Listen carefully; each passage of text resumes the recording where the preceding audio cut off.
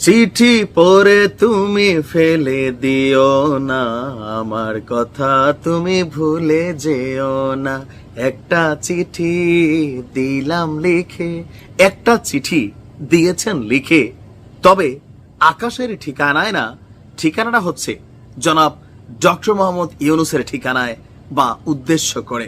সারা পৃথিবী যখন টিউলিপের এই চিঠি নিয়ে তোলপাড়, তখনই আমাদের প্রেস সচিব যিনি আছেন আমাদের শফিক ভাই, তিনি একটা ঝাঁকুনি দিয়েছেন। আমার ধারণা চিঠিটা পইরা ফালাই দিয়েছেন। না না, মজা করলাম। তবে তিনি বলছেন যে চিঠি তো পাই নাই। কিসের চিঠি?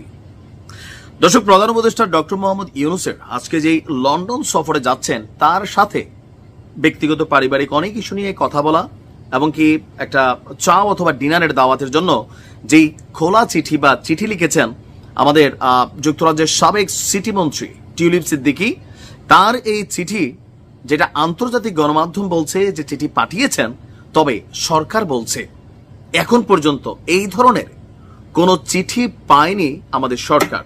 এমন আমাদের প্রধান উপদেষ্টা প্রেস সচিব শফিক ভাই বলছেন, আমরা এমন কিছু নিয়ে মন্তব্য করতে পারি না যা আমরা দেখিনি।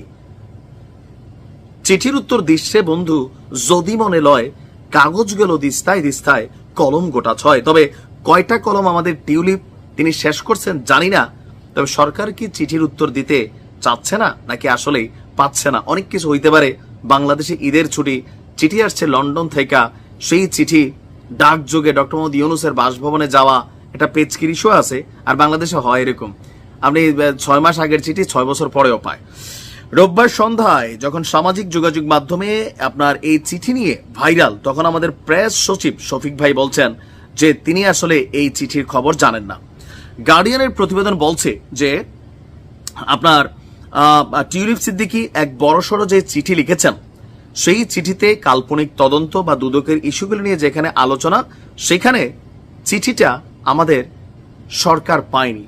তবে আমাদের গণমাধ্যমে যেই নিউজগুলো আসছে, আমিও এটা খোঁজ করতেছিলাম যে ধরেন চিঠিটা তিনি কার মারফত পাঠালেন, এটা কি মেইল করলেন অথবা ইমেইল করলেন অথবা কারো রেফারেন্সে পাঠাইলেন অথবা টিউলিপ সিদ্দিকী তার ফেসবুক পোস্টে তিনি লিখলেন, বিষয়টা তা না। গার্ডিয়ান বলছে তিনি চিঠি পাঠিয়েছেন। সো যদি চিঠি পাঠিয়ে থাকেন, অবশ্যই এটা ইমেইল অথবা মেইল, মানে সরাসরি কাগজের চিঠি অথবা ইলেকট্রনিক যেই মেইল চিঠি, লাইক আমরা ইমেল যেভাবে করি এইভাবে পাঠিয়েছেন। এখন চিঠিটা আসলে গেল কই? তিনি কি মেইলিং অ্যাড্রেস ভুল করলেন, নাকি আপনার বাংলাদেশে বন্ধ এই কারণে চিঠি পান নাই, নাকি শফিক ভাই ইচ্ছা করে চিঠি পইড়া ফালাই দিচ্ছেন, তিনি চিঠির জবাব দিচ্ছেন? না, মজা করলাম। ঈদের দিন একটু একটু মজা করা যায়। কি মনে হয় আপনার? তবে আমার মনে হয় যেটা ডক্টর মোহাম্মদ ইউনূস টিউলিপের সাথে সাক্ষাৎ করবেন না, আর যদি করেন সেটা হবে একদম অসম্ভবকে সম্ভব করার মতন একটা ঘটনা। কজ কেন?